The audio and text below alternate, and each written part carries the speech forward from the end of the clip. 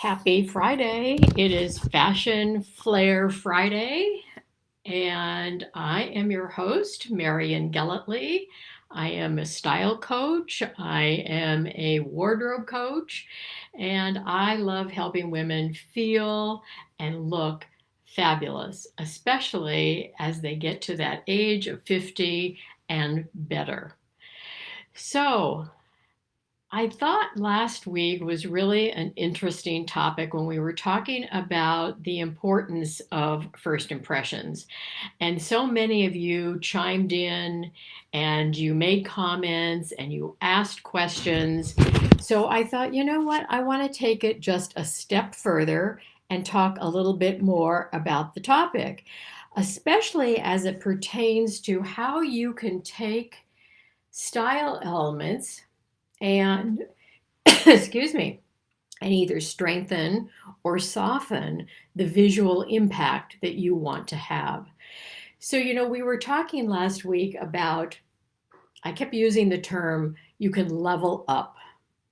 So I thought what I would do is I'd pull out something that I've used for years. And this is what I call a style scale that you can see different levels of dress as you move up the scale. So I'm going to talk a little bit about that today. So today I'm coming to you dressed probably like you've not seen me before, because usually you see me in friendlier colors and things that aren't quite so structured. But today I wanted to bring you an example of how I can shift my messaging just by changing my clothes, just by using different fabrics, just by using different colors. And so maybe you know this, maybe you don't, but here we go. Now, I also had a question from Betty Sproul, who had a few little questions on how she could show up with respect to some things that she may have coming up. So I am going to talk about that before we leave today. But one of the things I want to remind all of us about is that, there is something that we call the image cycle. And the image cycle begins with our own self image and how we feel about ourselves. And that, starting up here, and that has an effect on how we dress and how we groom ourselves. And how we dress and groom ourselves has an effect on how we think and how we feel, how we act, how we behave.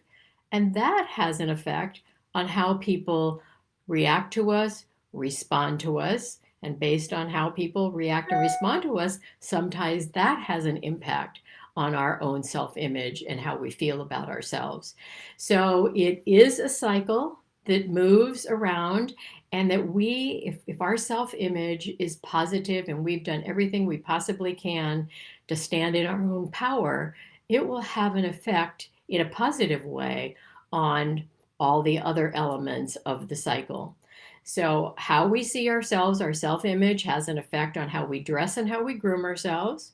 And that has an effect on how we think, how we feel, how we act, how we behave. That has an effect on how people respond to us and react to us.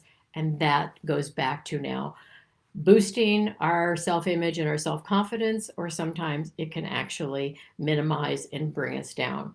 So that's just something for you to think about as we talk about the topic of dress. And it's also probably the reason why I am so passionate about style and image being a tool to attract people to you, to attract opportunities to you, and to move on to achieve the goals that you actually are wanting to achieve. So please, by all means, say hello. Let me know you're here. We had some glitches today about getting the announcement out, so I may have a few people here today. But anyway, I know if you're watching later, you'll go ahead and put the hashtag replay. And if you're here live, just say hashtag live so I know you're here. All right, so let's begin with, all right, today I am in dark colors, right? And I'm also, if you can see it, I'm also in a fairly structured suit jacket with angularity in the collar. And as I say, it's black, it's structured, it's got angularity, and there's nothing that is more powerful than this sort of a look. Now, if you don't want to be powerful, in other words, if you want to go ahead and encourage interaction and encourage communication, then you're not going to show up this way. No, you're going to make some adjustments. So let me talk here about the highest level of dress. The highest level of dress is what I am wearing today.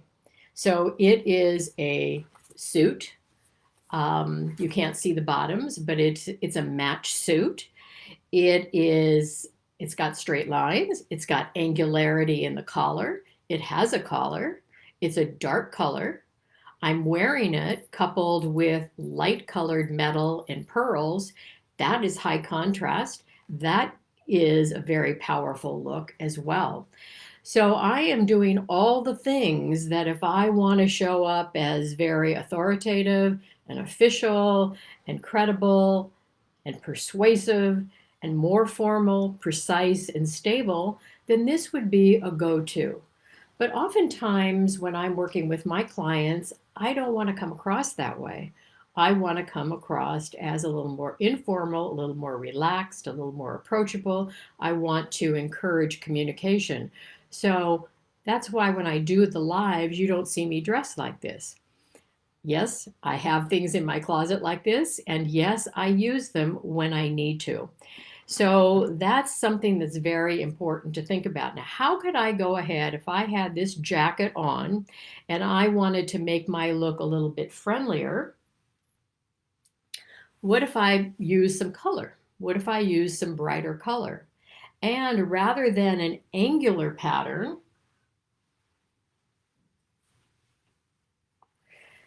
that you would see here, you can see a lot of the angularity.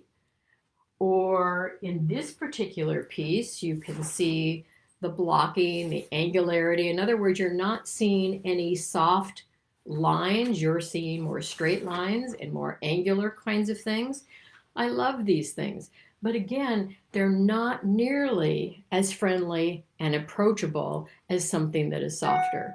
So you can see here's a way, just by putting this up around my neck, I'm not going to bother to tie it right at the moment, but you can see how it takes my black stark jacket and it definitely softens my look. And now I'm a bit more approachable. Does that make sense? Or let's see, I could take this piece, which I wear quite a bit, and I also could soften down the look. So you see that in these last two scarves, I'm showing you there's softness, there's roundness, there's curves in the pattern. And so anything that is curved is going to be softer in its look than something that is angular or is high contrast. Now, what I can also do is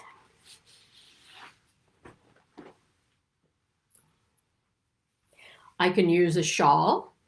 Now just remember that this shawl is what? It's high contrast. It's black and it's white and it's high contrast. And this is, again, high contrast and angular patterns are going to give a stronger look.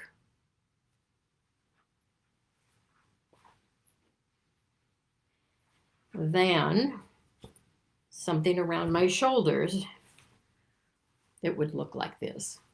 So I happen to love using scarves to be able to change up my looks really easily. But I also, maybe I am one that prefers that angularity. I prefer high contrast, but again, it's not appropriate all the time. So I have to have some options in my closet, again, to soften down my messaging. All right, so then let's say I don't want to wear a jacket. I want to come down to what we call this softly tailored level. And that means that I'm going to still wear a jacket, but I'm not going to have my jacket match to my pants. Okay, so it's going to be more like a blazer and a pant. So suits are the highest level, notching down one level. We still maintain the jacket, but we're not in a suited, matchy sort of a look. And we've been doing that a lot in the last 5 years. So suits for women actually have been very difficult to find. However, that is shifting and we're starting to see suits return to the marketplace. All right, so now let's notch down even a step further, and that is I'm going to take off my jacket and I'm going to put on a cardigan sweater. So a cardigan sweater softens the look. Number one, the fabric is softer. Okay, it's not a firm fabric. It's a very moldable sort of a fabric. It's more relaxed. I have notched down the color from the severe black to this aubergine color. And now I can do one of two things. If I want to take this jacket and I want to punch it up a little bit, I want to up level the look or strengthen the look, then that's when I'm going to put something back on that has got more geometry in the pattern than curvature in the pattern. So the curvature I wear on this shoulder and the angularity on the other shoulder. I wish I could get more color in here to show you. Let's see here, maybe we'll do this.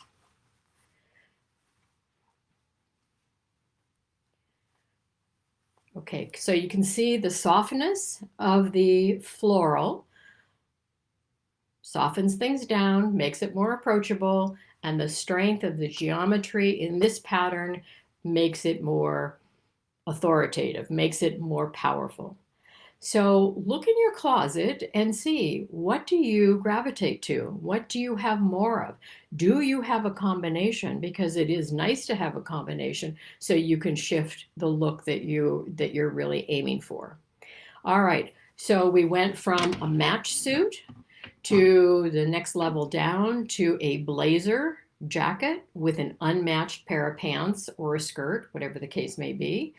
Then we notched down another level and we went to a knit fabric.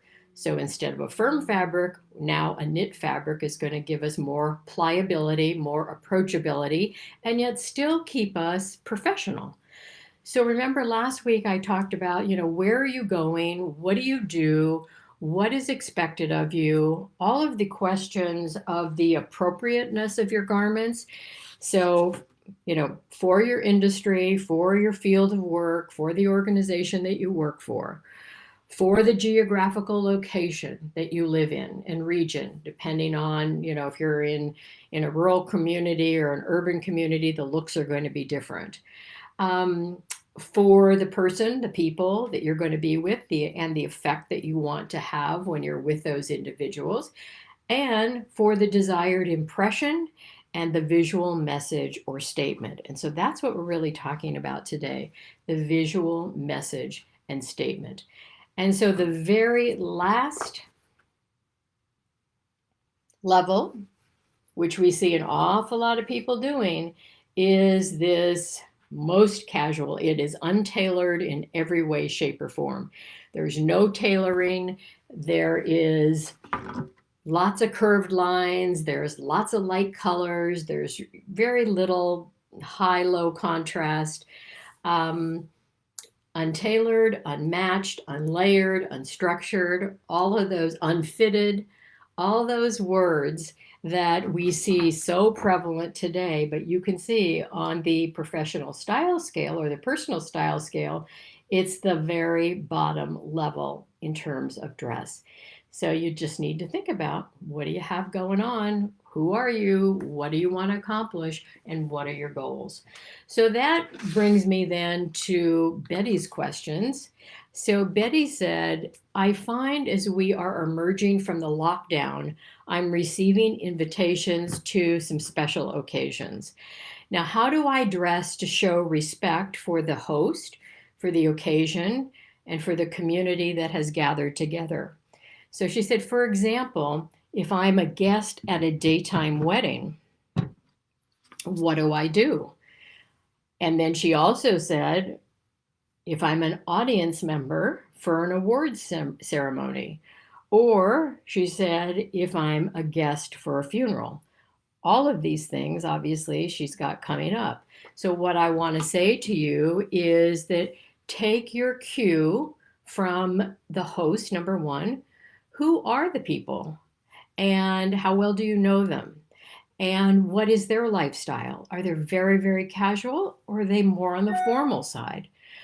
Where is the event going to be held? Is it going to be held for a daytime wedding? Is it going to be an outdoor picnic kind of wedding? Or is it going to be a very more formal church wedding?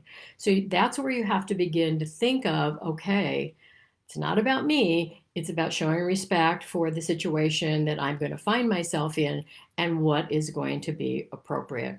So use your cue, as I say, from thinking about, all right, who the host is, what do I think they would expect?